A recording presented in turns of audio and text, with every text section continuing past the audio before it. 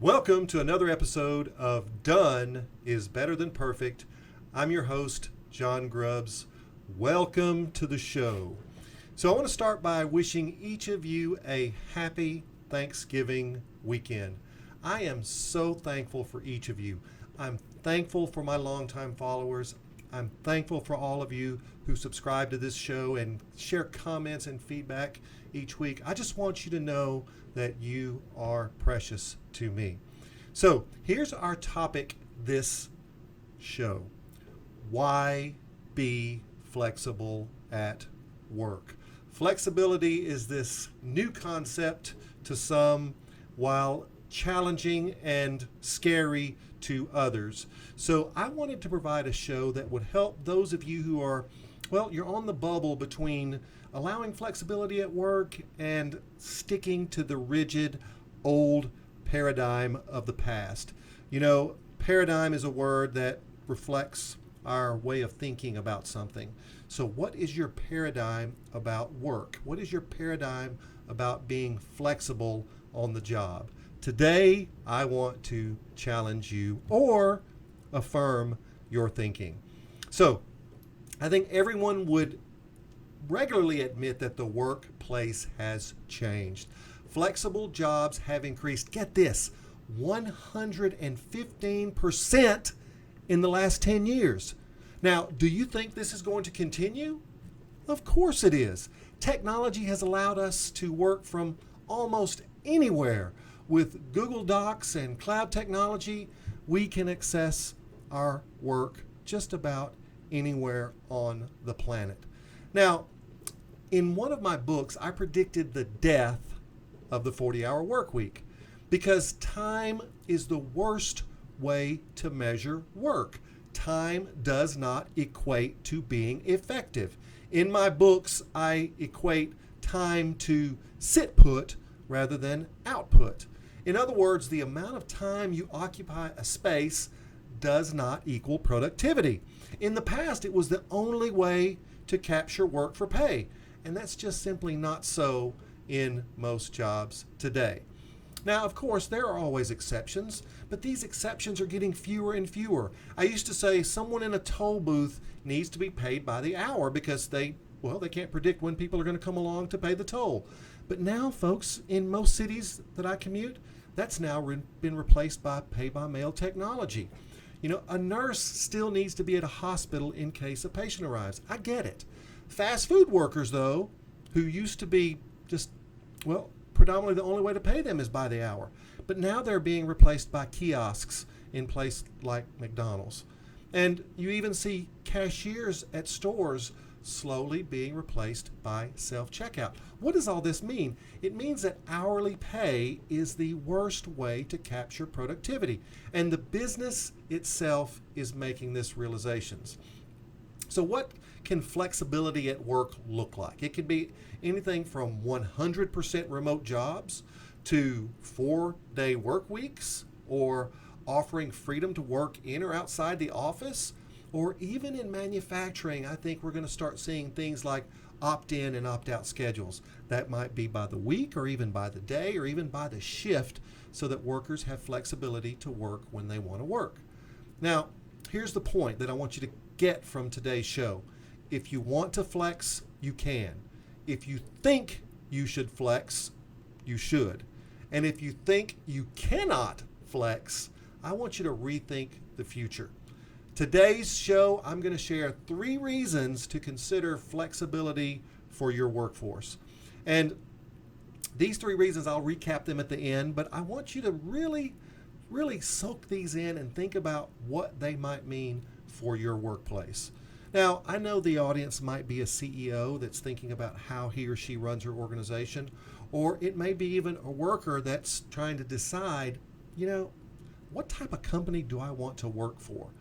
If I'm a high value candidate, will flexibility be a large decision factor in the company that I choose to work for?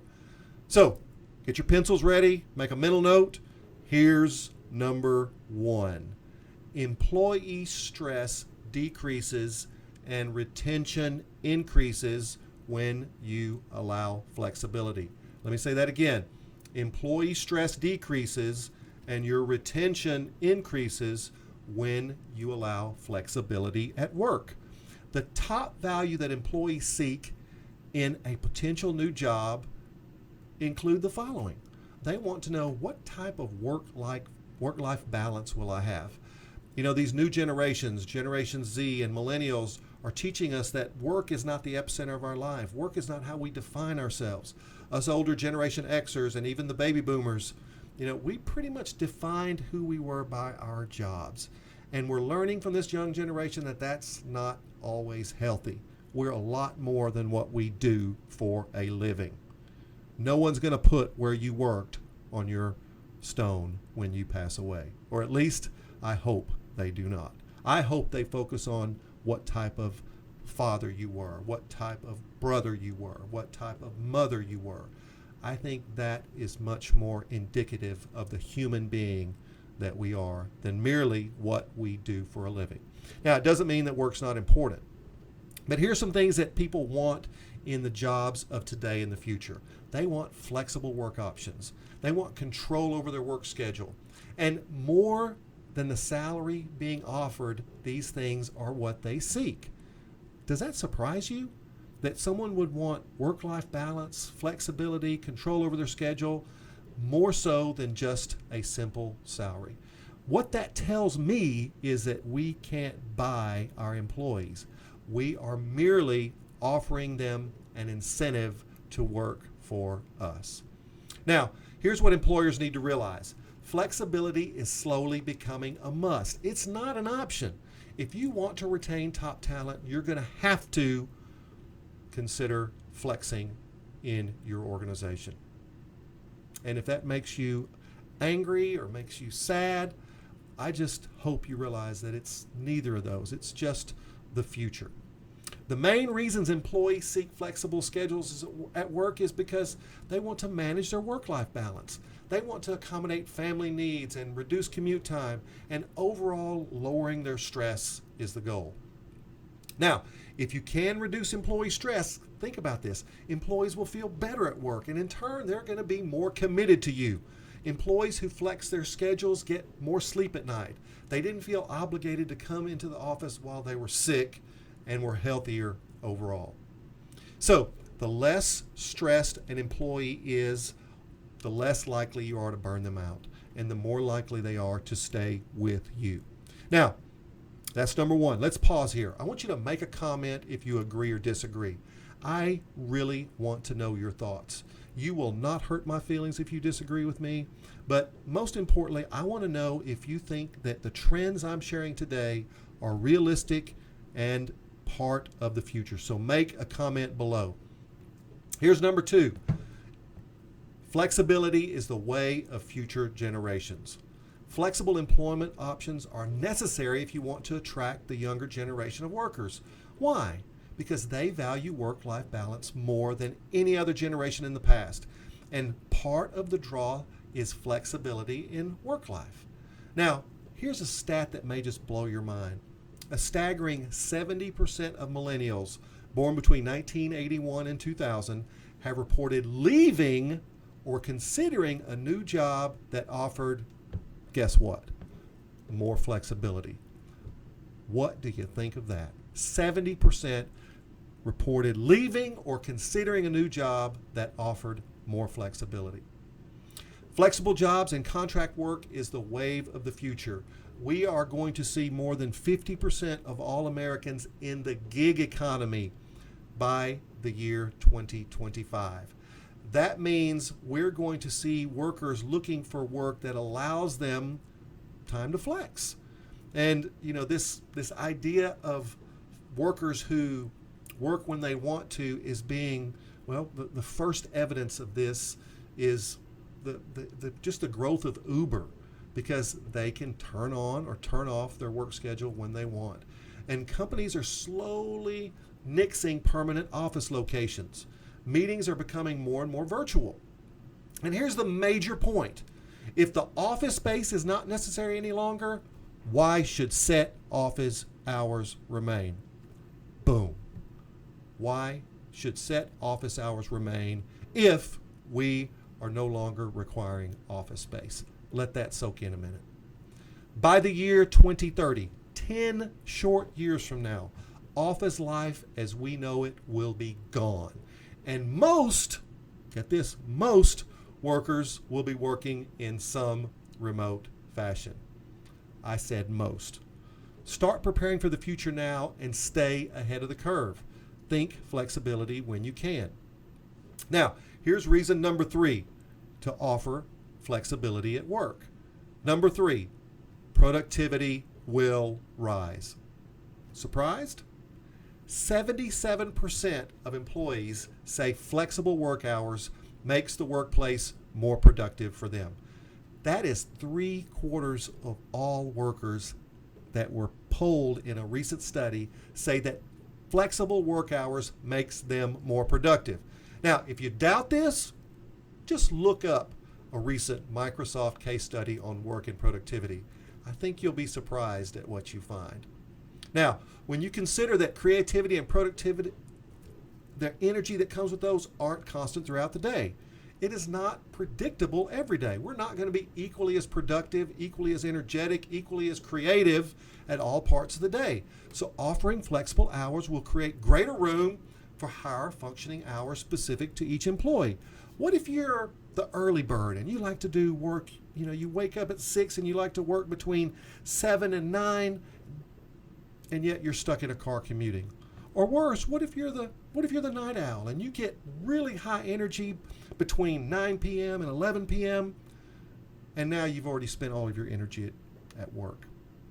Everybody's days are not the same, and this idea of pushing everyone into one reality just simply does not hold logic. Now, add this to the fact that adjusted or eliminated commuting and productivity will always be present. The average U.S. employee commutes, get this, a total of 4.35 hours per week. Folks, that's half a workday worth of time that could have been spent doing things other than just driving, like personal needs or continued education or actually working instead of commuting. So remember, hours should not matter. Focus on the work product. If the end result is high quality, it should not matter when or where an employee completed it. Whether they work during normal work hours or during a late night session at home, consider this. Flexibility is the way of the future. If you care to stay relevant as an organization, if you care to stay relevant as an employer, consider jumping into more flexibility on the job. Now, whether they work during normal hours or during late night sessions at home, consider this. Flexibility is the way of the future. And I want to recap our 3 reasons. So here's number 1. These are reasons to flex at work.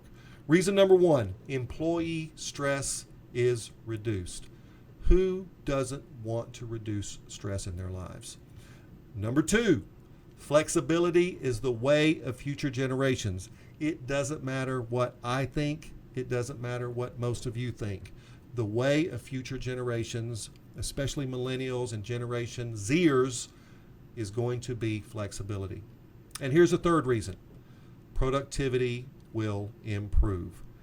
I know some of you are just really struggling with that, but there's enough research out there that you can find on your own very quickly to support the fact that productivity will improve. Now, if you enjoyed the show, subscribe and slam the bell. Share this with your boss if needed. Share this on all your social media platforms. Together we can make the workplace more flexible, one show at a time. And always remember that done is better than perfect. I'll see you next time.